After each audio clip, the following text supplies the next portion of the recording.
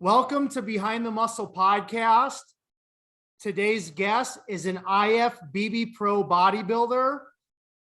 Today's guest is Manuel Romero. Manuel, welcome to the podcast.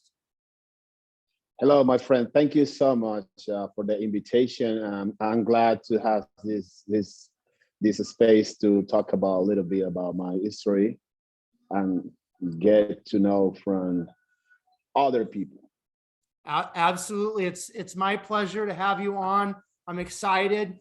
Tell us, Manuel, who are a few of your favorite bodybuilders of all time? Well, honestly, that's a good question for me because I get in some discussion with people on why is this one or that one. But for me, the one I think is the best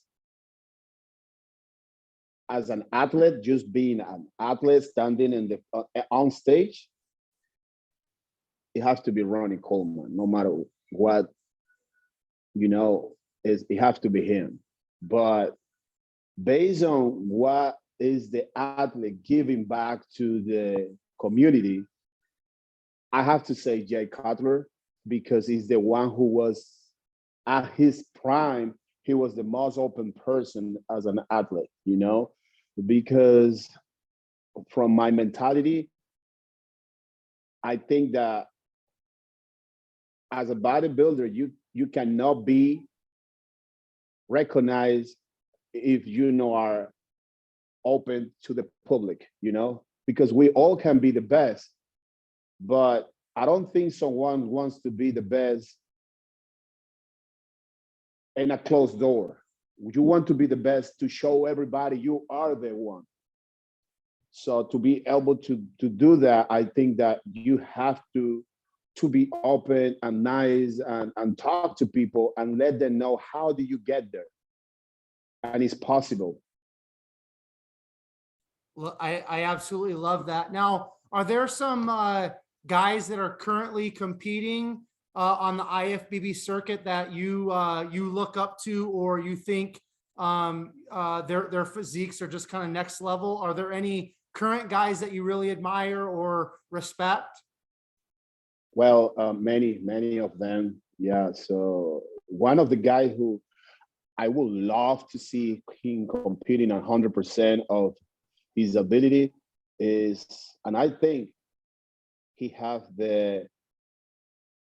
everything to be unbeatable, is Cedric McMillan. I think he have everything, man. But whatever. As me, I think he's just dealing with things. I think that I have a lot of potential to become one of the best as a champion, to be Mr. Olympia.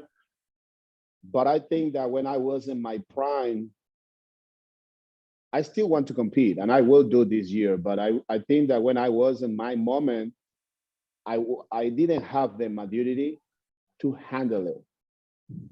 Because I'm being honest with you, since I started bodybuilding, I wasn't aware of the whole thing as a businessman, as an ambassador. I just was having fun with everything. And I didn't pay attention. Even when everybody around me thought that I was paying attention to the business part or to the projecting example as a human being, I wasn't. I just was a kid doing his thing. And as soon as I start being serious, everything began to be annoying. And as a normal thing, it falls apart, Right. So Cedric is one of them. Sean Clarida is one of them. He inspired me big time with everything he has done, because having his condition, because he's short, but he is like a little Flex Wheeler, I don't say Flex Wheeler for me is the best or everything else, because he really does. He is like beautiful. But Ronnie Coleman was a little more structured than him, and it makes him better because the skin, because everything else compared with him. But let me explain you this. Milo Sarcev, Chris Cormier, and Flex Wheeler were the first three bodybuilders that I saw in a magazine. And those three guys were the guys who made me be in love with bodybuilding. Just looking at their physique and the cover of the magazine, for me was like, I want to be like them. But when I was 17, I'm from Venezuela, South America. So when I was 17, I still was kind of innocent and you know, like I didn't know that that can be possible, you know. For me, watching Arnold on TV, Sylvester Stallone, and these guys in magazine, I thought it was something super special. People, I never thought some regular person can be like this. But then I found some magazines with a little instruction on how to become muscular, and those magazines had the profile to the star of Flex Wheeler, the Chris Cormier, Ronnie Coleman, Jay Cutler, and also Milo Sarce, and some guys from Spain. So when I was reading those magazines, I saw a picture of them being skinny. And that becomes to me to see the opportunity of, oh, I can do this. And I started doing it. I started training because I read the magazine. I started working out the way they explain. I started eating the way they explain until I become to the gym for first time, because I was doing pull-ups. I was trying to pose even when I didn't know about to work out, but I started posing like them. And then become the opportunity to go to the gym for first time when I was 20. And then my body just responded. As soon as I started lifting weights, my body responded, and the people around in the gym, they started talking to me like, oh, you got good genetics, man, you should compete. And I was like, okay, I would like to do it. 2000 is when I did my first show, skinny. But after that first show, I decided to be a professional bodybuilder. I left school. I left everything behind. I told my mom I want to be professional. 2003, I did my first show, national, on super heavyweight. I was from 170 pounds, I began to compete on 225 pounds. My first show as an amateur. In 2007, I did my second show, and it was here in US, and South State Championship. I won the super heavyweight class. I won the overall. I had a lot of compliments from people around me, and you know, so I was a kid, and everybody around me were telling me that, oh, you look like Victor Martinez. And I was like, wow, good, because I was prepping the whole year to compete here, but I was watching videos of him. When I get to receive the overall trophy, it was Victor Martinez who gave me the trophy. And it was a whole dream come to reality. And for me, everything was just like, if I told you that it was easy, most people will say like it wasn't. Maybe my wife would mad at me because she will say like it wasn't, you were suffering, you were doing this, you were walking hours to find food or stuff like that. But yeah, I can tell it was easy because I was having so much fun doing it, you know? Lifting weights is the easiest part of prepping for a show, especially when you like intensity, especially when you like to feel pump, you know? Why I start bodybuilding? Why? Because I just want to look like a superhero. That's it. I love that. Now, Manuel, before we get too much further into the bodybuilding, I would love to hear a little bit more about your upbringing in Venezuela and talk about your family, talk about maybe how life is and was in Venezuela. Talk about that a little bit more. And I'm assuming because you're from South America, soccer was probably something that was pretty big when you were growing up, and that's probably pretty big in Venezuela. So just talk about your family growing up in Venezuela. What was life like for you? And then we'll kind of get more into the bodybuilding talk, okay? Yes. Well, Venezuela, I grew up in Caracas, is the capital, small town in very cold Los Valles del Tuy. So when I was a kid, my parents wanted me to play football. Yeah, it's true. It's football, soccer. I did it, but I wasn't good because I didn't like to run. I don't know why, but I found running like a really annoying thing. So then I started to play basketball. The thing is that I was good in sports. I was very, very adaptive to any sport. But basketball, I didn't like it. And at some point, because practicing, I have to run. I started doing boxing because my older brother did boxing. And my mom didn't like it. But I really like it because I love my brother. My father left when I was 6 years old. So my brother for me was my hero, two of my older brothers. So I just want to look like them or be like them. So I want to do boxing. The coach was good. I was running every morning and I was happy because I was thinking I was going to be a boxer like my brother and stuff like that. Even when I didn't like to run, but I was doing it just because it was part of that. So at some point, I remember I was looking some guys doing dips and pull-ups and they have abs and everything. And I started doing the same thing. But my coach, that was around 14 years old. My coach said, you cannot do that because you're gonna become slow and you will be slow and when you start fighting. And I had my mom didn't want me to go, but then I had my coach didn't want me to do this. It was really attractive to me. And then trying to hear my mom and hear him at the same time, for me was okay, I don't gonna do it. I don't gonna box him, so I will do whatever I want. I didn't do anything until 16. I put together my own dumbbell. I put cement inside a bottle, a bar, and I started doing that thing. I was doing pull-ups, I was doing push-ups, I was doing dips and biceps.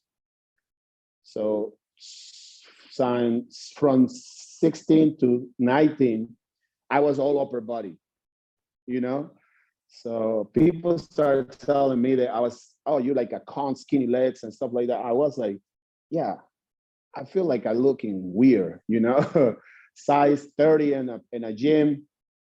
And then I saw one guy exactly like, I don't know how they call them because I don't know if it's powerlifting because they just lift in the upper body. They just do like bench press competition, whatever strong the guy is. So they call him the atomic man because he was like a 60 kilos and he always lifts 3 times his body weight.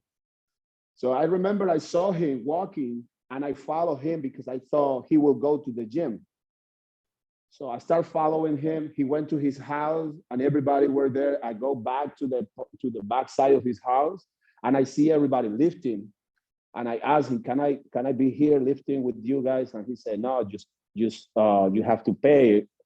And I had to work I was selling coffee in the construction area to put money together to go to pay for the membership at his gym.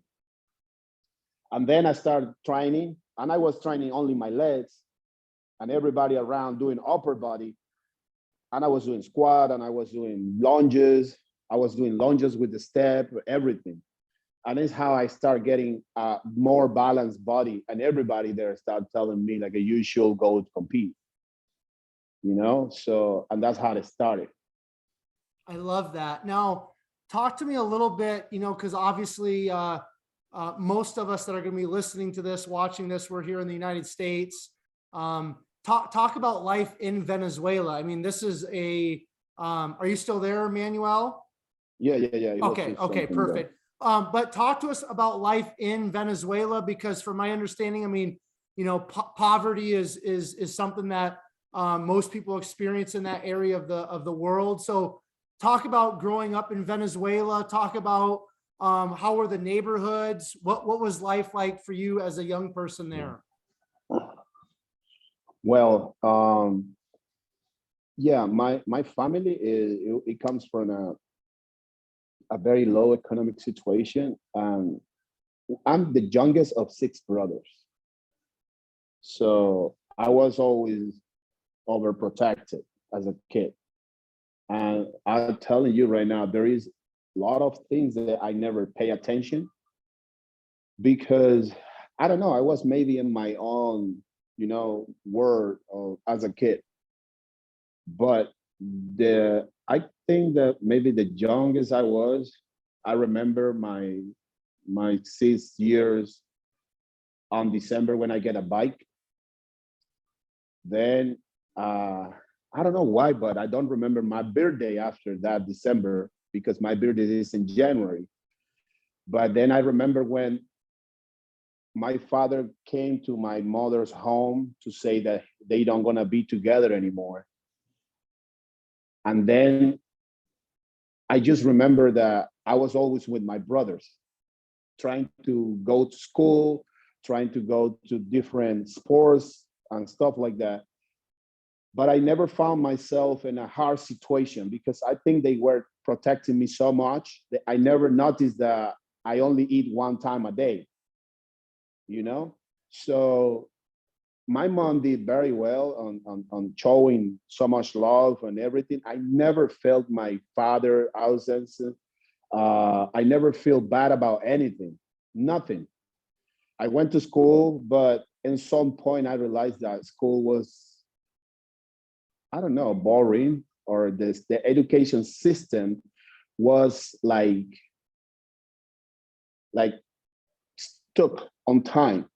It doesn't work anymore because I didn't notice because being on the street every day and dealing with people who sell drugs, sell everything, stealing here and there, you become to see a different world.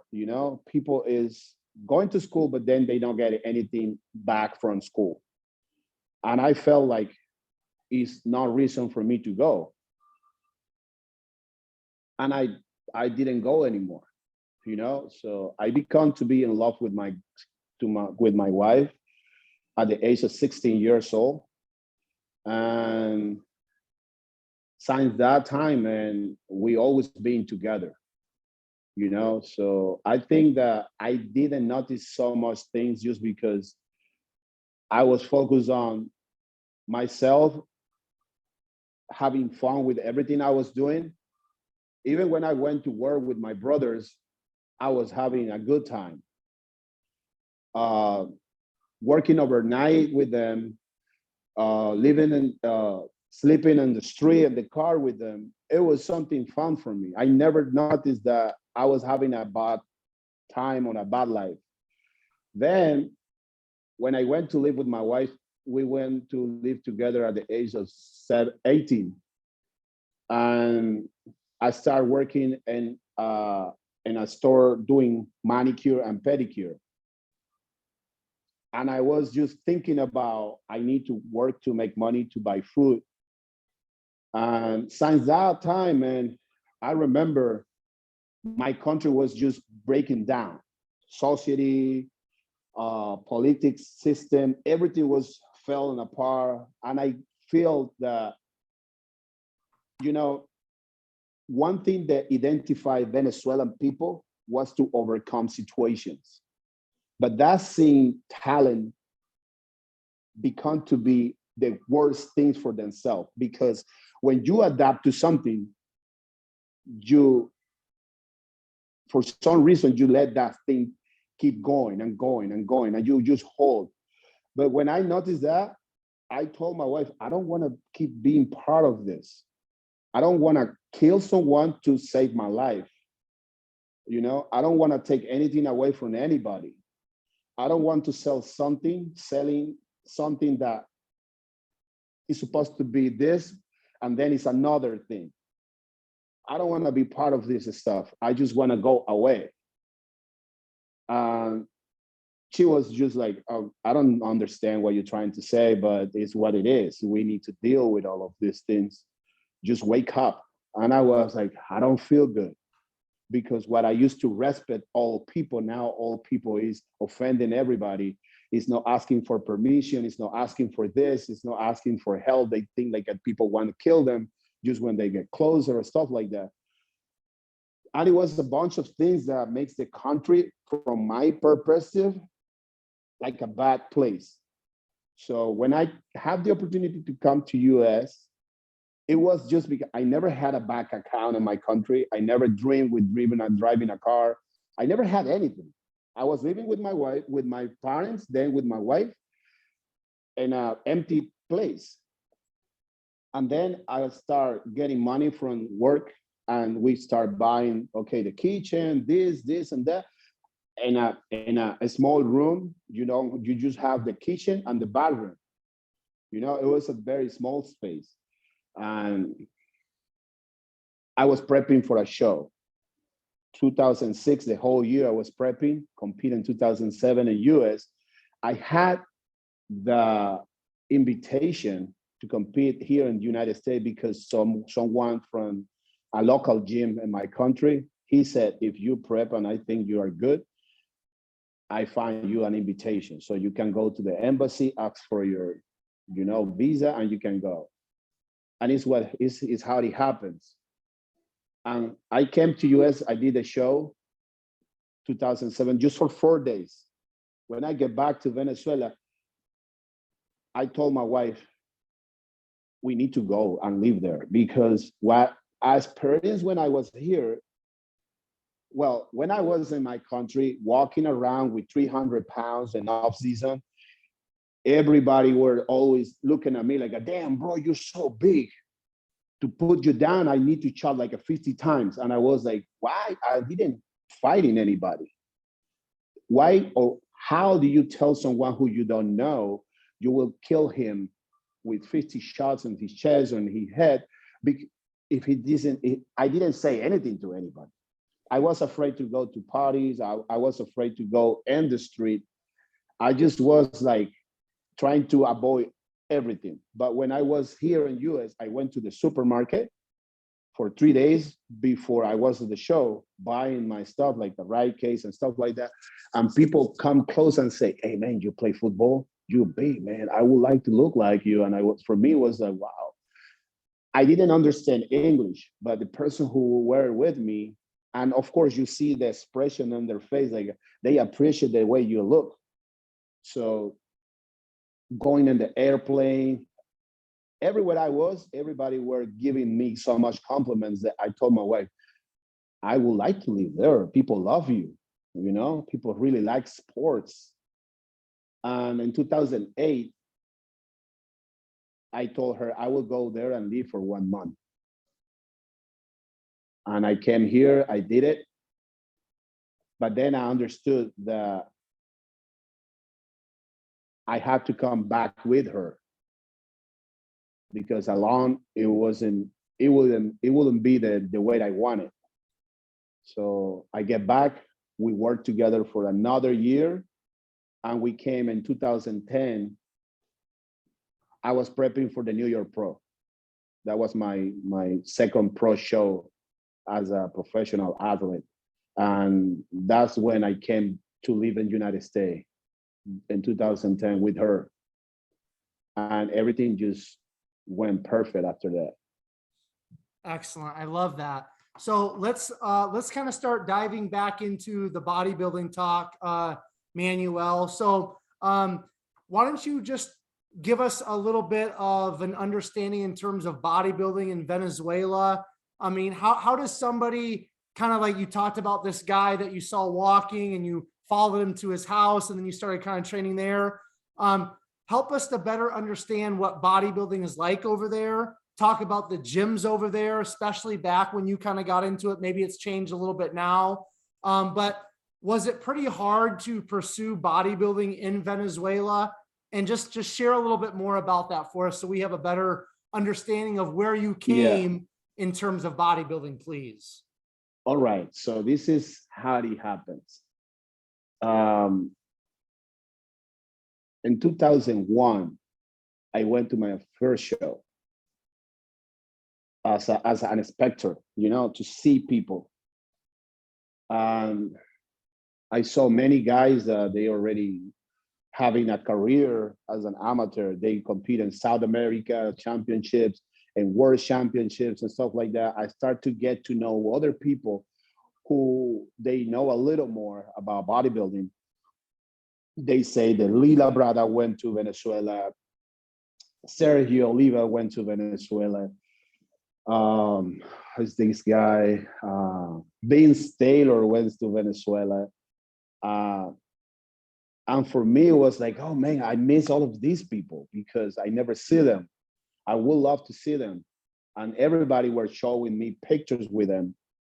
And it was me just wanted to be someone like that.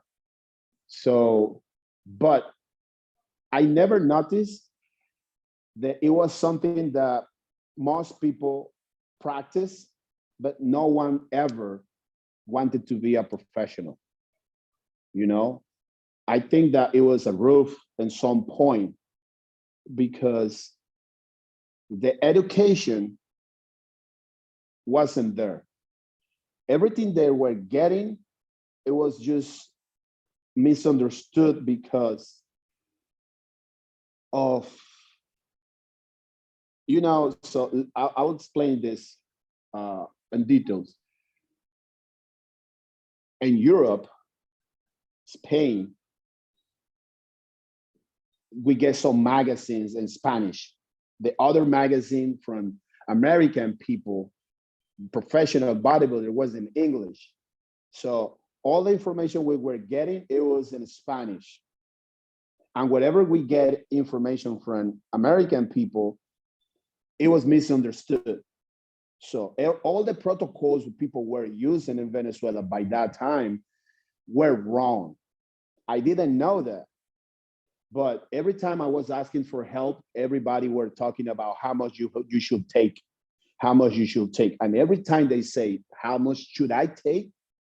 I was like, I will never be, you know, because I don't got the money to pay for it.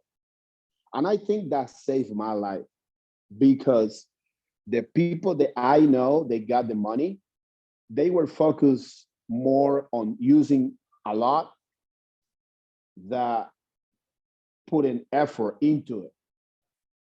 And that is what creates the difference between me and the other guys. By the time I was competing the first time as a super heavyweight champion, everybody was talking about like what he's taking. He should take something really big or really good. So when I had the support of the owner of the gym, the guy said, I think you got potential, but I need to see you in condition. If I think you are good, I will bring you the invitation and I will help you with the rest of the supplements to make you complete your prep. So I will bring you to US. His name is Javier. Javier is the person who changed my life. Javier Amo. So this guy really helped me, you know, because he put a lot of pressure over me, telling me that everybody before me cheat on him. They ask for money, he gives the money, and they do the wrong thing. Buying a house, buying a motorcycle. And he was telling me, like, I don't expect you to do the same thing, but it happens so many times that I don't believe in nobody anymore.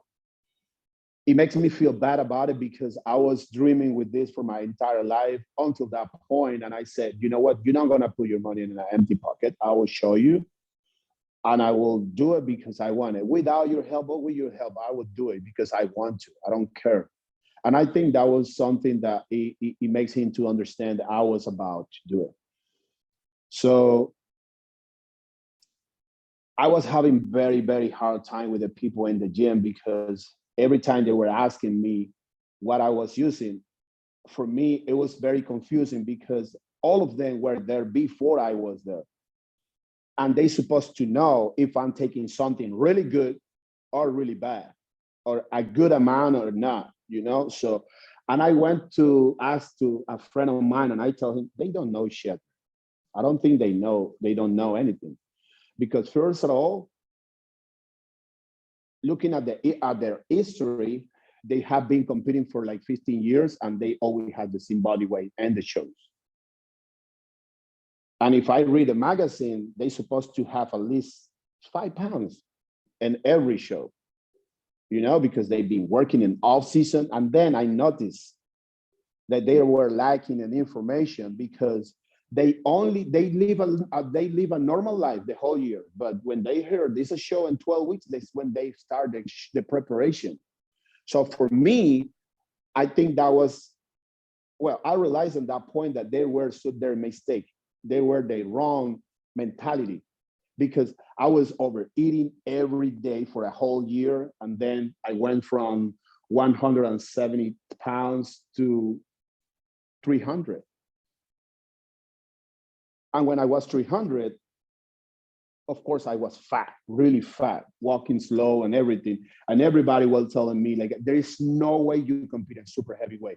You cannot put 50 pounds of muscle in 1 year. And I was like, whatever, you know, like, whatever. But I was training. I was very like, because I read magazines for 1 year before start the gym. So I was always training in a perfect way, you know. I mean, respect the form, respect the time, the tempo, until I become to be videos on YouTube. The first videos I saw on YouTube were from Jay Cutler, you know. So I never understood what he was talking, but I was so inspired by his physique, and he was 24 years old, turning to a professional. I was 23 when I was 20 when I was looking at those videos. And I was so excited, like I will be like him, you know? Then start looking at all those commercials of Muscle Tech and stuff like that.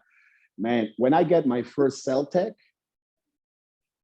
I was acting like I had drugs in my hands, you know, like I got a measure with quality. I had to do everything that the label says.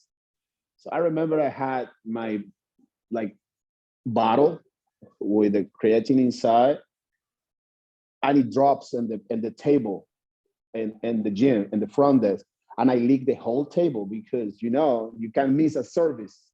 And everybody puts their hands in there. And I was so crazy about do everything exactly the way the magazine says, that I think that is what it makes a difference between the guys that were there before me and what happens when I get there. Everybody were thinking that I was taking human growth, insulin, or something like that. So that was what it makes me open my eyes and notice that something went wrong right there, lacking in information. So in 2003, Ronnie Coleman won the Mr. Olympia and he went to Venezuela.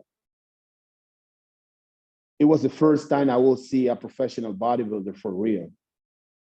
I remember he went from Colombia to Venezuela to a military station.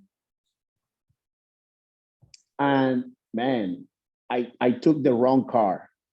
So the car left me like an hour away from that walking, and I walked all the way through. I get there and I went to see him. I never seen anything impressive like this, man, because Ronnie was just rebounding from Mr. Olympia, and it was amazing. It was very, very impressive. And one thing that makes me just look at where I was and the people where I was doing the training and protocols and stuff were wrong is because most of the questions that everyone did to Ronnie was about why they were taking Kool-Aid. why he was taking Nesquik in his videos, barbecue sauce. No one makes a real question. And every time he answered, he was just like looking around. I didn't know any English, I repeat, but from translation and stuff like that, then this is the funny thing. Someone who, the guy, no, I got connections, you know, I'm with the people who is taking care of Ronnie. And I had the opportunity to went to his room in the hotel, and I saw a lot of bags of dialysis. He's doing dialysis because he's taking so much testosterone. He should take like 2 grams every day. So that's why he's watching his blood to keep his kidney working, stuff like that. And I was afraid because I was, oh damn, I want to be like Ronnie, but should I put my health in risk like that? You know, when I realized what it was they were talking about that they don't need to know, when I began to see the first IV vitamin, you know, he was taking stuff, good stuff. He was just taking vitamin, maybe a little bit of, you know, like a little bit of vitamin, whatever, hydrating his body, because after the show, and people in my country were thinking like he was doing a dialysis thing. And by that time, I was like, why they were talking so much shit? You know, there is always someone who wants to know everything. But for me, that was 2003. In 2005, I did my first national show.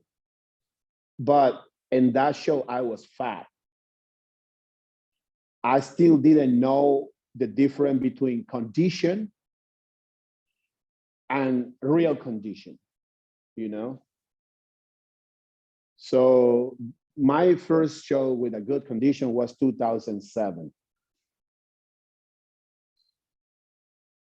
And is when I showed my potential, and everybody thought that, yeah, he would be a professional guy. You know, so after the 2010, after the 2007 South State Championships, that's how everything went from Venezuela as a beginner to United States as a professional guy. But then after the show here in 2007, I didn't collect too much information. So I went back to my country. Then in 2008, I came and I went to different places. And this is the most important part of my history, because it's when I realized that all the information we were using in 2000s, it was the information that people were using here in the 80s. I told all my friends, you guys are using 20 years behind information, because nothing that you guys are doing, because I remember I did a video when I came here in 2007, I did a video for YouTube talking about, oh, I'm drinking distillate water, the best water pre-competition. I feel so embarrassing when I see the video. I not take it off because it's part of my life. But when I learned that distillate water will fuck your life up out of the show, you know? So I was like, who tell you guys this? When? Where you take this idea out of, you know? Because, and then I realized, yeah, is everybody in Venezuela is using information to prep 20 years behind that people are using in America and United States. And that creates before and after my career. After I became to be professional, everybody in my country thought they could be. Everyone. After that, when I get my first sponsor was in 2011. And I started making more videos. And I started making fake boost videos and stuff like that. And it's when everyone thought, yeah, we can be.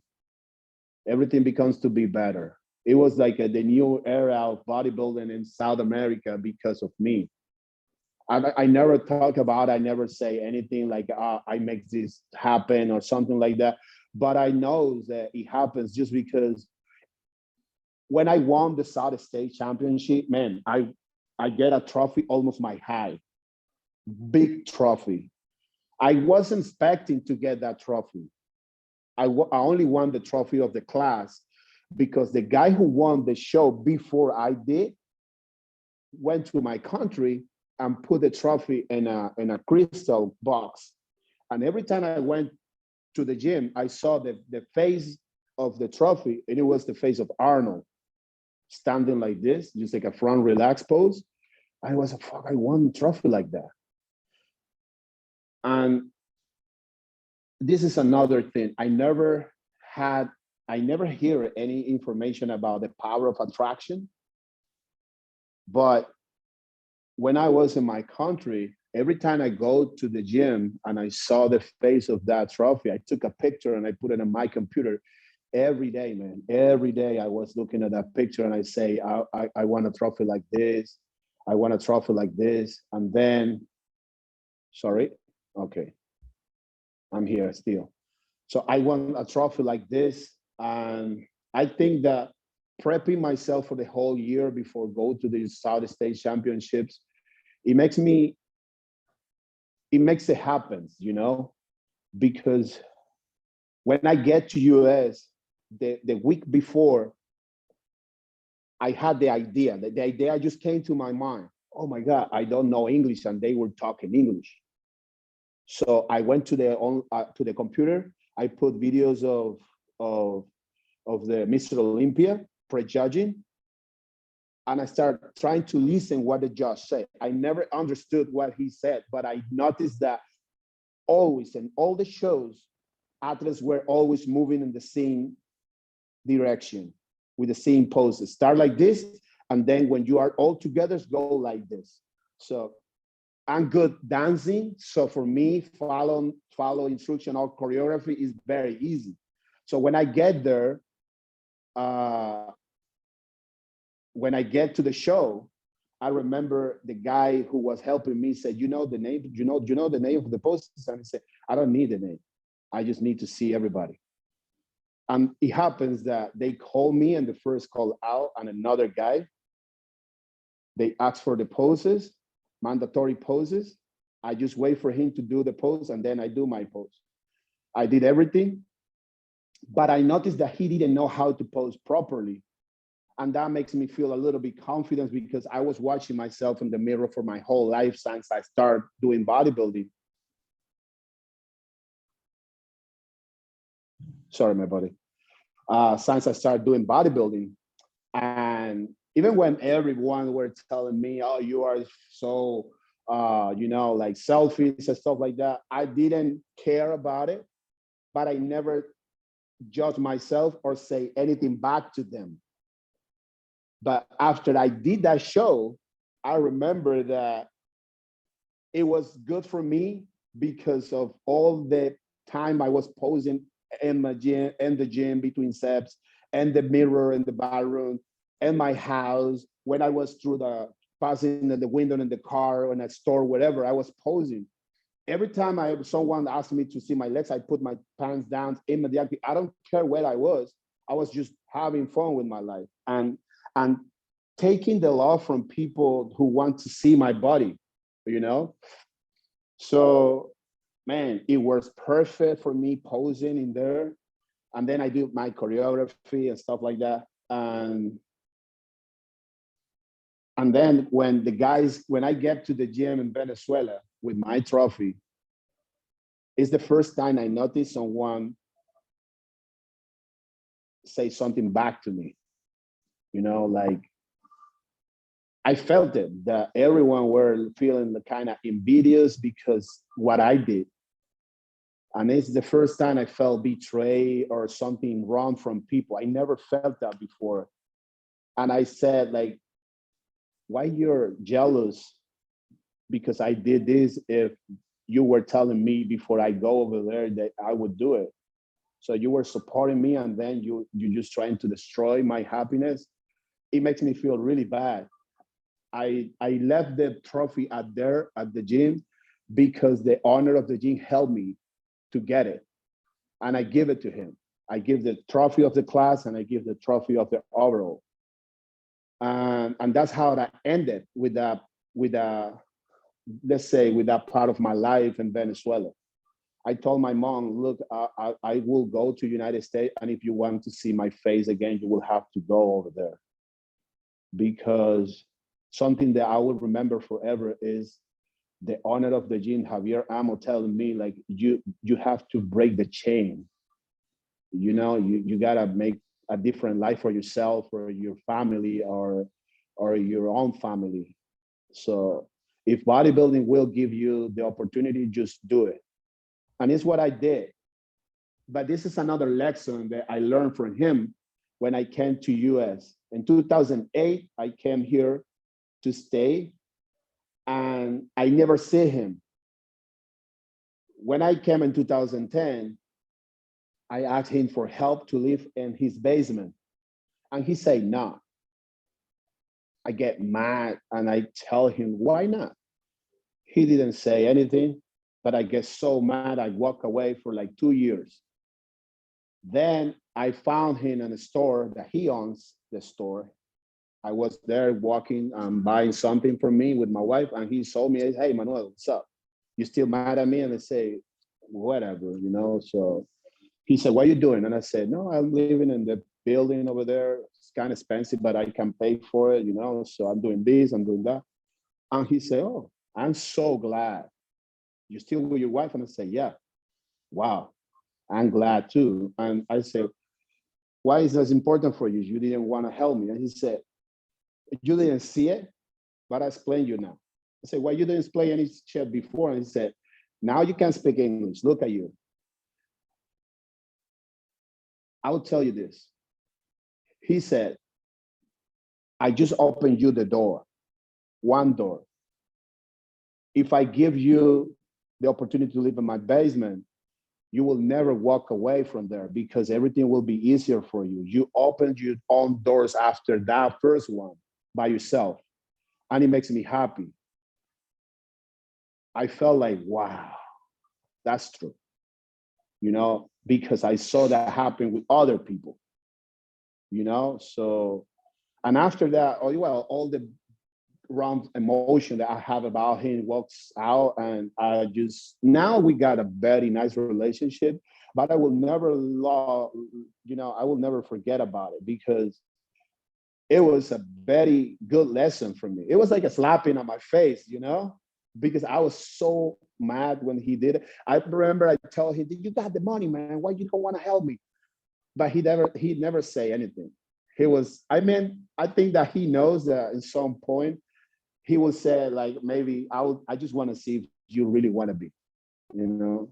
So when I get my first sponsor, and when I went to compete in other shows and giving a speech in English and guest posing, he was happy about it. He always write a message and say, hey, you are doing well. Yeah. Very cool. So let's chat a little bit about your pro debut. What was it like standing on an IFBB Pro stage for the first time, Manuel? And what was your pro debut? And then why don't you just talk a little bit about you know, some of the pro shows that you've done. Okay, give me a minute. Yep, nope, you're fine. Don't worry about it.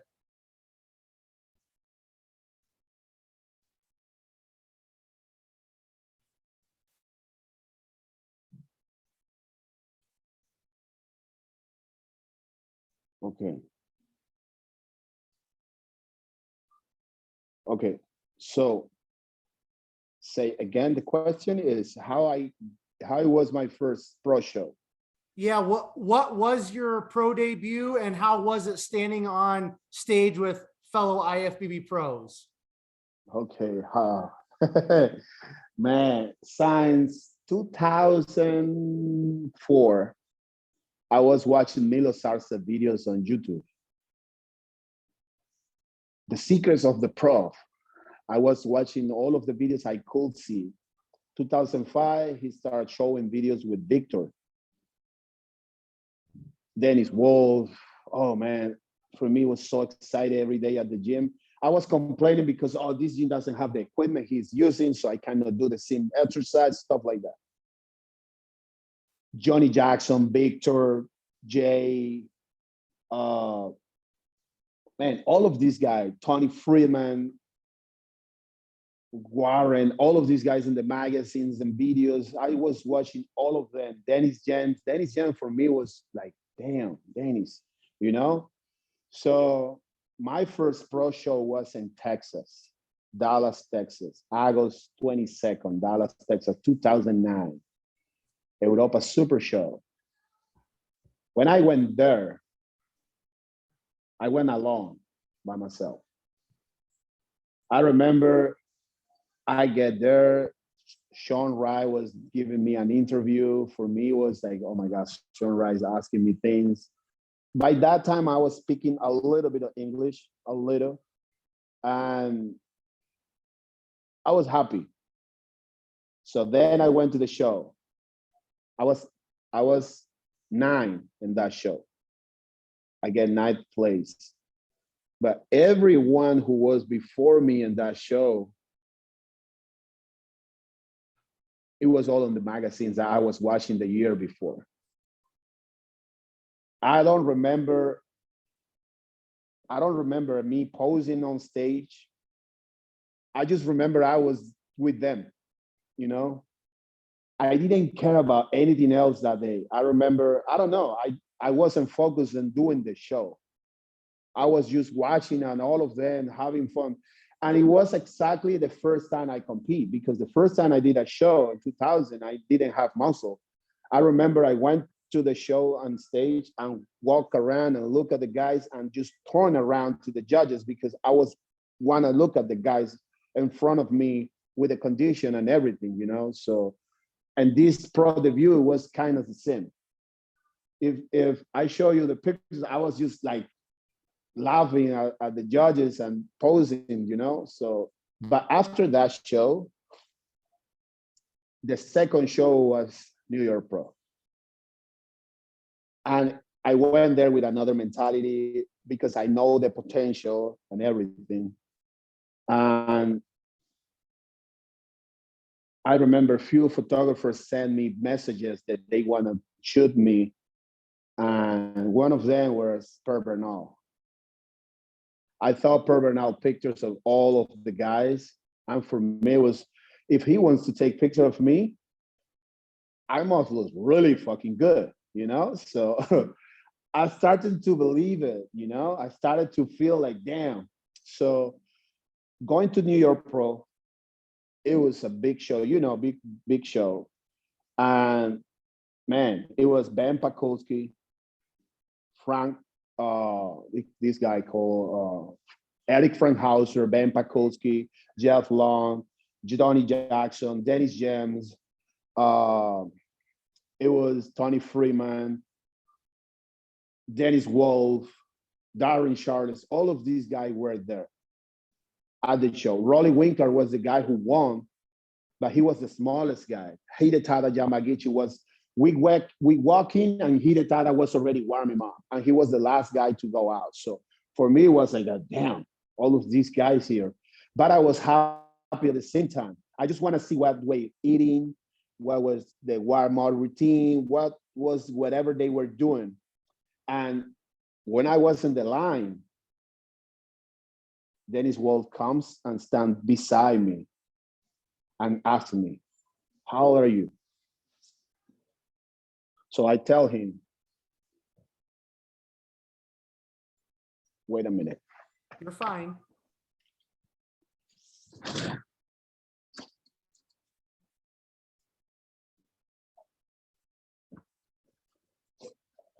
Gracias, Elite.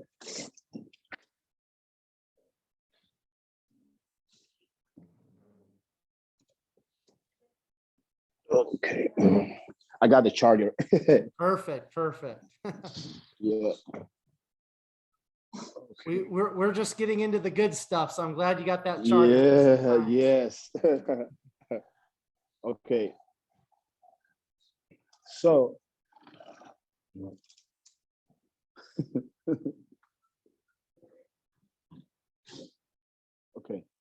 So he came and stand beside me, and he was asking me, where are you from? I said, from Venezuela. And he was already in a contract with BSN. I didn't have a contract with a supplement company yet, but he asked me, what do you guys eat in Venezuela? What supplements you got? That question for me opens my eyes big time, because all my bodybuilding career, I was complaining, I don't have supplements. If I had supplement, I will look better. But when he made that question to me, it makes me realize that I could never need it. You know, everything I was needed was food and effort and do the work at the gym, cardio, the diet, and everything, you know? So then my wife comes in and showed me a picture in the camera. And we were both same size. Then I went to ask him, how much you weigh, bro? He was 250 pounds. I was 248. And I was like, damn, I feel like I was in a good level. So I got, in that show, I get 10th place. But I was happy because number 9 was Hidetada. All of these guys who were in the magazine and big names for me, it was just part of like, wow, you know, like fucking amazing. I'm with these guys. But for some of them, was the last show. They stopped it for a while. Dennis James stopped. Then he did another show in the Master Olympia, and then he never competed again. But I was glad to compete in that shows with these guys, because for me, Tony Friedman was like a superstar, and having to share the stage with him, it was something good, you know? So with Dennis James, with Dennis Wolf, Hidetada, Broly, all of these guys for me, Rolly Winkler for me were like all amazing to share the stage with them. Then I started doing other shows. But I remember in 2010, I had a different coach. In 2013 is when I went to work with Hani Rambo. And is the person who put me on a better shape, in a better size, in a more complete, full body structure and everything, because he teach me a lot. The first 2 years with him, we worked together for 5 years, but the first 2 years with him wasn't that good because his English is different than what I used to hear. And every time we were trying to talk by the phone or messages were kind of difficult to have the whole thing clear. But by the 3rd year, we did second in Sacramento. No, we did 3rd in Sacramento. Then in 2016, we did second. I was almost winning the show, but Cedric won the show. I never felt jealous. I was just feeling like, I know in some point I would do good enough, you know? So, but that's how it was my first 2 shows with all of these guys that I was always dreaming to see, you know? So it was really good. Absolutely. So we're gonna kind of start wrapping up our conversation, but Manuel, I want to kind of know from your social media, from your Instagram, it looks like you've kind of taken a step back from bodybuilding, at least competitive bodybuilding. What's the reason why you haven't been competing lately? And then are you planning on competing sometime in the near future? Yeah, okay.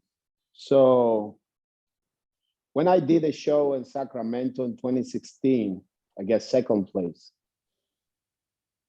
Emotionally, I was kind of mad. You know, many people were asking me like, they rob you and stuff like that.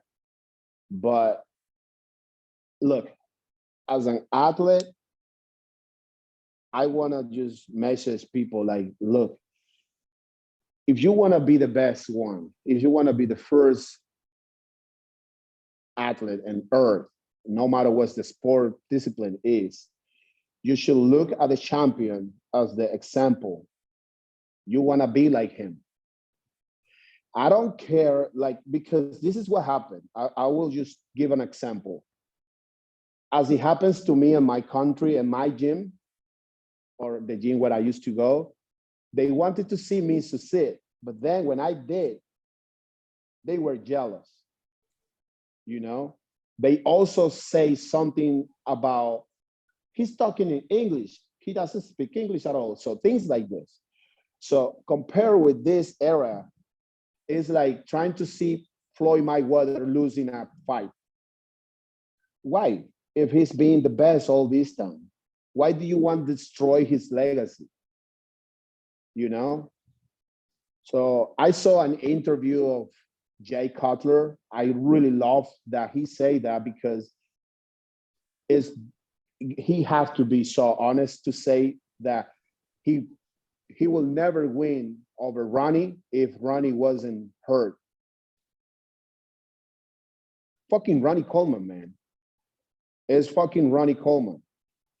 No matter what who comes out, you gotta love him, because to you be the number one, you gotta be the best. And if you are the best, you are looking better than him.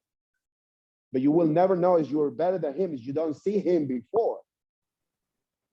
Everybody need to know that. So that's why when it was that kind of competition between Kai Green and Phil Heath, for me, was wrong, because you are trying to destroy bodybuilding. You know, it's fun, but don't hate each other, because one of you wants to be the best. And the only way to be is sharing stage. And you still, as an athlete, I would love to see Cedric winning the show, but I want to win too. So that year when they interviewed me, they were, no, they steal your show. You know, and I say, you know what? If it's politics, as you say, I'm not gonna talk bad about it, because the judges know what they're doing. But if it's politics, today works for him, it might tomorrow work for me. So that's why I don't gonna say anything wrong. Because since Arnold, the most marketable athlete is the one who people will support, because we still want to make this business as big as possible. So we need to have the person who will, okay, you win the show, okay, we need a schedule. We will have to go around the world to show the countries that doesn't know yet about bodybuilding to get to know bodybuilding. But if you don't go, you might not have the contract next year. You will have to work so hard to show yourself as the number one again. But if you're not, and you already know, so most of the people who are trying to catch the success, once they got it, somehow you start being so accomplished that you will slow down. You don't gonna notice. That's why Sean Clarida is still saying, like, he's still chasing the trophy. He's still chasing. You still have to have that mentality, because if not, you will just try to protect yourself from hurting yourself, because you never been there before. So after that show, I was mad. I was doing a photo shoot and I got hurt on my lower back in 2016. So then I got hurt just a little, but I not pay attention. I was trying to keep going and going and going and going. And then I get to be in the Olympia stage and I saw Milos walking. I was like, "Is that Milos?" The person who was in front of me, "Oh yeah, this Milos starts." I say, "Wait a minute, I need to talk to him." I went to say hello, asked him a few things about his own life. He said that he just get back to the country because all his history problems that he used to have. And then I asked him, "Are you still prepping people?" And he said, "Yeah. Would you like to work with me?" He said, "Yes, of course. I have followed your career for a while." So I was, oh, perfect. So he was living in LA. I moved to LA for like 4 months, start working with him right away. I did it. And it was perfect. We did a Sacramento show in 6 weeks. And then I did the second one on April in the California Pro, then the New York Pro, and then the Toronto Pro. You know, so all of those shows, we were trying to be as big as possible, as full as possible on stage. Things didn't work properly because maybe I was taking too much insulin, or maybe I was just overwhelmed because all the workouts and stuff like that, but we couldn't find the proper protocol to make it happen, you know? And then I went to the Vancouver Pro. When I was doing the diet for that show, I don't know, man, it was weird because my body went from look like shit to look absolutely perfect. So I went there, I get to the costume, and they deny my entrance. Bro, it was horrible, man. The whole feelings that I was going through, it was really, really bad. And it put me down emotionally, you know, mentally. It was like what I did wrong, you know? So I talked to them as much as possible, but they say, no, you go back to Florida. I went back and I went to Orlando. I called my wife and I said, you have to go to pick me on the Orlando airport because they are sending me to Orlando. They not sending me to Florida and Miami. So they send me Florida and Orlando. Okay. So we went to a gas station. In that gas station, I wasn't eating anything yet. I was thinking about, I don't know if I can go to Tampa. It's in 2 weeks or something like that. I didn't know. But I remember I told Milos I couldn't get into the Vancouver. I told the promoter, I told the IFBB everything. They denied my entrance. So I asked my wife, can you stop here on the gas station? I want to get a Red Bull. So I went to the bathroom, went out, get the Red Bull. But my wife was trying to get in too, to get to the bathroom, but we have a dog and it's a service dog. So one person, maybe was the manager of the gas station. It was a fat guy, like maybe like 400 pounds. And he told her not to get in because of the dog. And I was walking out of the bathroom, and I saw him yelling at her because of the second time he said that, she said, yeah, but it's a service dog. And he said, like, no, get out of my store with your fucking dog. Man, and that was just enough for me to put out the whole anger I had inside. And the only thing I remember is me calling him fat motherfucker, you know? It's something that I will never do, to call someone who's already fat person. So I will never do that in my condition, you know, because I don't want to hurt anybody's feelings. And I walk out of the store with the whole thing I bought without pay. And no one was behind me trying to say anything, to hold me or something, because my expression, all the veins comes out, sweating like crazy. I don't know, maybe people thought I was a killer or whatever, you know? So I was in a tiny shorts, so my legs were out, everything was out. My wife walks out. And when I was driving, she was looking at me and she said, like, come down, stuff like that. And then I realized, should I go back because I called him fat or something? And she said, no, because they might call the police or something. Just go. But that makes me feel really bad because I never thought I would do something like this. You know, I don't start bodybuilding. I'm not in shape to call someone else fat or trying to humiliate someone just because I look good, because that's how it looks like. It doesn't look like I was trying to defend my wife. I was just trying to humiliate him. So that makes me just pull all the contents out of my head. And then the following year, I got hit by the car in my shoulder. And the car just it breaks my rotator cuff tendon. And I was around like 296 pounds, something like that. And the car just hit me. I didn't feel it was broken. I just feel that like, oh, it's kind of sore, but I still moving. I remember I went down on the floor, I do push-ups, it's nothing broken. So I keep going. But that was in May, that was in January, after the lockdown. And then in May is when I decided just to do the surgery because I couldn't move my arm. I talked to the attorney, I asked him if I can do the surgery through the insurance of the person who crashed me.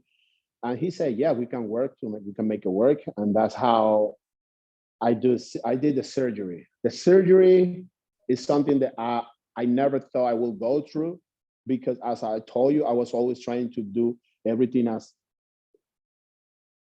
respectful as possible based on form, time under tension, conditions, stuff. Let's say I never had a huge chest body part, or maybe the best development bad body part, but I was always doing good enough. Maybe putting a little more attention, it will be perfect by now. But by that time, for me, just not competing, don't even when I was in quarantine, is when I was stopped lifting weights, when I realized I was lifting for almost 16 years straight, nonstop. I never look around about business ever in my life because I was always having fun. I never thought about anything else. Don't even live business and social media, a clothing brand, nothing, anything, because I was good. You know, training people, having my wife, doing my things, my sponsor and stuff like that. But then I was like, what am I gonna do with my life now? Oh, I was talking with the doctor. The doctor said, look, I did my best. I know you're gonna be well, but you need to do 6 months of no lifting. If you do right, you will healing as perfect, as good as possible, so you will be back to normal. I saw a few athletes that already had done some surgery in the shoulder and the knee and stuff like that. And then I was like, oh, fuck, wow, okay. So I did everything to fix my shoulder. Everything went perfect. It feels like it never happened. It feels amazing. But while I was recovering this shoulder, man, just because I couldn't do this or just hanging like this, just that, my entire alignment and the body, it moved to adjust to everything else. So my pelvic was out of line, my cervical, my spine, everything was sore, tight. And then when I start working out, I start feeling weird. I start feeling like I cannot move this way, I cannot move that way, I can't lift, I can't pose. So every time I was doing front double, my lat didn't come out. What happened? What's this? You know? So the atrophy of the muscles around the shoulder, my pec, my dorsal, my rhomboid, were stuck. But at the same time, they become to be so weak that when I start working out, no one's playing me this. I had to went through some cool classes to understand the biomechanical, the adaptation, and all of the muscles that share that mobility in the shoulder. And it's when I started doing more conditioning training, and I realized that functional training is something that we have to apply as a beginner, and is the only thing it could prevent injuries, because we need to know how to manipulate our body, how the function of our body works. Like, for example, before you're lifting any kind of weight, any kind of movement, you need to know your ability to do squat.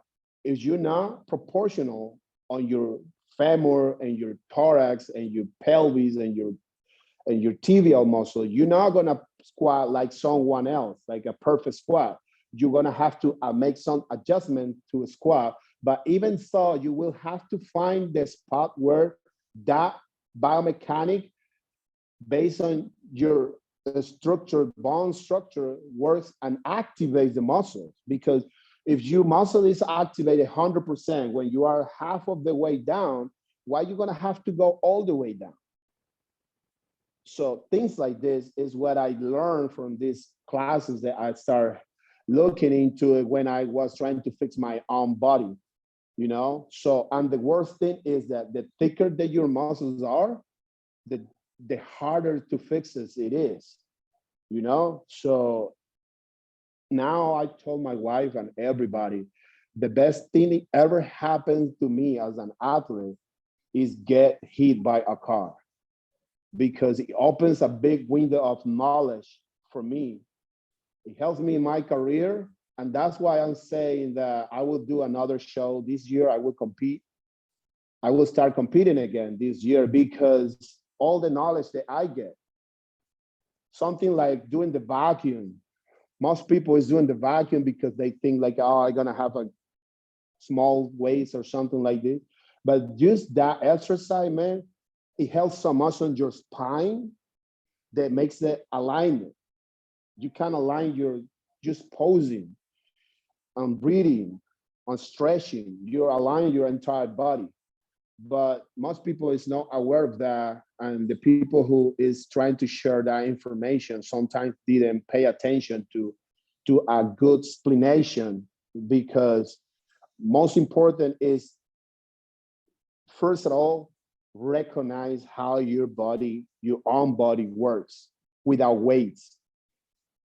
Learn how to contract every body part of your muscles and your body, just to learn how to add resistance to that muscle contraction and makes it pump.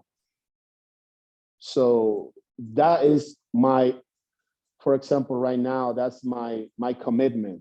Work every day on that, because I know that is a guarantee that because I'm healthy, I will go back to where I used to be, and even better, because all the knowledge that I get right now. I'm very excited about my next show.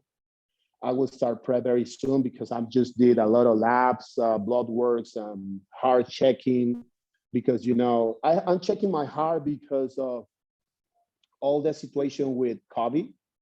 Most of the people are showing some problems with heart inflammation, stuff like that after the vaccine. I never get the vaccine, but I get the COVID because I done a blood and the result says that I had the antibodies, but I never check myself directly as a test or something like that. Maybe people will say I'm very irresponsible, but it's the way I think. And I respect other people ways to think about it, because what I know as a human being is that we all choose how to live our life. And it's our responsibility to take care of our health the way we think is the best. And if someone thinks different, okay, it's good, do it. But I do this way. I'm not trying to hurt no one's feelings, but it's just the way I think is the best for me, because it's my life and this is my body and it's the only place where I live, you know, so. Absolutely. So what is going to be the competition that you're going to be competing in first this year then, Manuel? Honestly, it could be around May or July. So if it's good with everything, because when I will receive the result of the test this Friday. Today is Monday. Yeah, so Monday 7. So I will do an appointment with the doctor on Friday. He will say everything. So green light. I know everything is cool, but I just want to just have the papers and everything just to say, okay, good. I will bring it to my coach and talk to him. And I only need like 20 weeks to prep. 16 to 20 weeks. So probably I can do New York Pro. I really like that show, man. Since I know it calls the Night of the Champions, I like that show. So I can do that one, or I can do the ones is after that. I think it's another California Pro show. So I'm happy, man, and I feel really good. I'm very excited. My physique gives me the ability to be a master and to be a very nice and classic physique. So I can do classy poses from both sides of my body. I can twist. So all the classy lines that I used to follow, because when I saw pictures of Flex and all of these guys, it was always focused on the mass. But the material that I had to learn how to pose, it was some, Mike Mansour books where he's playing how the Joe Wader symmetry, neck, arms, forearms, and stuff like that. And they explain in that book how to bring out the Christmas tree. They explain step by step how to stand, squeeze your ass, spread out the air, roll, and stuff like this. That sometimes when I see a professional guy on stage missing this transition in the poses, I feel like, yeah, it's difficult, because what I would like to see if an amateur guy acting like a professional, because eventually you will be a professional. Why you never practice your fucking poses? You should know how to pose as perfect as possible, because bodybuilding is part of that. Most of the guys sometimes are focused just on the monstrous part, and I like that. But at the same time, it's something about the beauty of bodybuilding. For me, is just like make that full routine. Every transition has to be part of the posing. So don't just hit the pose and bring it down. So pose, move, and makes the transition attractive so people can be engaged with all the movements and not feel boring on stage. So I know it's hard, because when we are in pre, we think different than when we are in off season, but we still need to do it, because what I think is it's not gonna last forever. Yeah, and 2 generations gonna forget about Michael Jordan, so LeBron James gonna be the best basketball player on the planet. So things like this. Well, I'm really looking forward to seeing you compete this year, Manuel, and I'm sure a lot of the people listening and watching this episode of the podcast, they will like it, man. They will like it.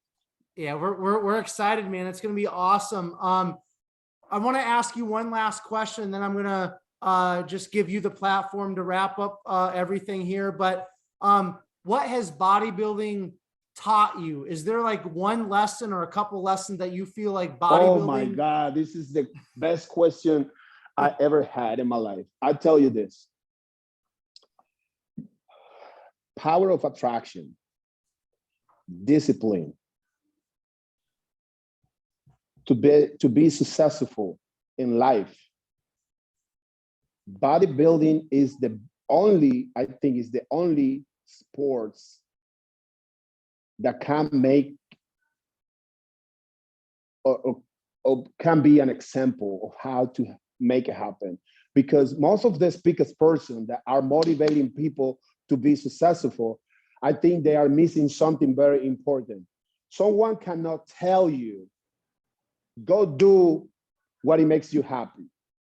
Yeah, of course you can do it, but you maybe not gonna make money with it immediately. When I get the pro card, I thought it would be like a baseball player. I was just waiting for people to offer me fucking millions of money, But in 2010, when I get my first sponsor, it was just like a $40,000 a year. And I was like, What the fuck, you know? So social media. I remember in 2009, I went to see the Arnold and the Olympia Expo. Jay Cutler were signing picture for $10, man. It was 10,000 people in the line. He's about to make $1 million today. Just selling the pictures. Oh my God, next year I will sell pictures too, you know? But the time I was there selling pictures, it was already the phone with the camera. Forget about it. I maybe one time I did 2,500. It was good. For one day, it was amazing. I will never do that in my country. But that's how much it changed, how drastically changed it, you know? Because by the time all those Muscle Tech's ads and magazines and promotion, Muscle Tech has almost all the athletes with him. They were paying good money, but then it disappeared. Whatever. So this is the thing. The only way to make the power of the attraction stronger is through discipline. But the only way to make the discipline works is having a routine. Every day have to be the same fucking thing. And that's how you become to be that picture that you create in your imagination about your own physique. So I tell my clients, every time you go to the gym, don't lift the weights. Use weights to draw the picture that you want to look like. You're not lifting weights as a weightlifter. You are a bodybuilder. You need to use the dumbbells and the machine as a tool to draw the pints that you want to look like. It's about you. You don't have to be the strongest guy at the gym. You just have to feel the hardest work to make your body overcome that situation, and that's how you become stronger and thicker. So when I hear people talking about go do something different every day, yeah, you can make that happen because your brain's gonna readapt and you're gonna be more smart or more adaptive, more creative and stuff like this. But when you are trying to build a business, you will have to go every day at the same time to open the doors of your business. You will have to fix the table, fix the chairs, clean the floor, wash the dishes, turn off the light at night before you go out. And that will be your life for 3 years straight before you start earning some gains. But if you start listening to people who is telling you, do a different thing, what the fuck a different thing is gonna give me? Yeah, you can learn different things in a bit, but for you to masterize something, you will have to spend at least 300 hours of time. And that means a lot, you know? So what it teaches me bodybuilding, that it teaches me something that I did even when I didn't know, because this is my lesson to myself. I make all of these things happen by accident because it was an emotion involved in that. I just want to be a professional bodybuilder. I really pray to God to give me the opportunity to be. I pray to God asking for the best coach, and that best coach comes to me. If Hani Rambo see this video, he can say he went to a store from my friend Javier to introduce his supplement line. He saw a picture of me and he asked for that guy. Who's that guy? My wife was there. She received the card and she gave it to me. Hey, someone give me this card for you. Like Hani Rambo, I don't know who it was. A fuck, like what the fuck? It's Phil, he coach. It's the fucking pro creator. What the fuck? Let me just call him right back. I had to contact him through Facebook. He replied to me, we talked, and that's how we start our relationship. So I pray for the things that I wanted, and they comes to my life. Without the knowledge about this power of attraction, because power of the attraction is based on your actions. So what I did, even when I didn't know I will contact him, It's just because I did so good that when he saw my picture, he saw, "Oh, this guy has potential," you know? So it's how it happens for every one of us. Yeah, our dream could be weird, but if it's something serious that we want to do, we can do it. But taking actions over anything else. I remember I took so much of myself at the gym that people comes to help me, even when I wasn't asking. It's just because they saw how compromised I was, how commitment was with myself, that they came just to just be part of it, you know? And I noticed some people sometimes trying to be by themselves, like, I don't come close, I didn't come to the gym to talk or something like that. That's a wrong mentality, because even if you have a tattoo who say goes away, you don't really want to say that. You feel alone, because the message is something that you don't want to say, but at the same time you are asking for help. You know, I don't know if it's clear, but it's how I feel it happens. You know, so I notice people that they might need water to swallow their food, but they don't want to ask for it. And if you plan to offer it, they say, no, bro, no. So how do you think is a person who don't want to receive a favor is because he don't want to give a favor back or something like this? Or maybe he's thinking that then you're going to ask him for something bigger. If that person is thinking like this, I don't think it's the right person to help, you know? And I also learned that this is my second opportunity to do it right, you know? I remember when I was in my lowest mental place, I was thinking about, okay, my life doesn't look like I will be competing anymore. And it's horrible, you know, it's a really bad feeling. But then I was dreaming and I was talking with myself. Like, if the doctors say, it was me telling myself, if the doctors say that it will heal perfect and you will go back to normal, think about it. When you started bodybuilding, you didn't know you will become to look like this. And it happens. Now you are farther than where you started.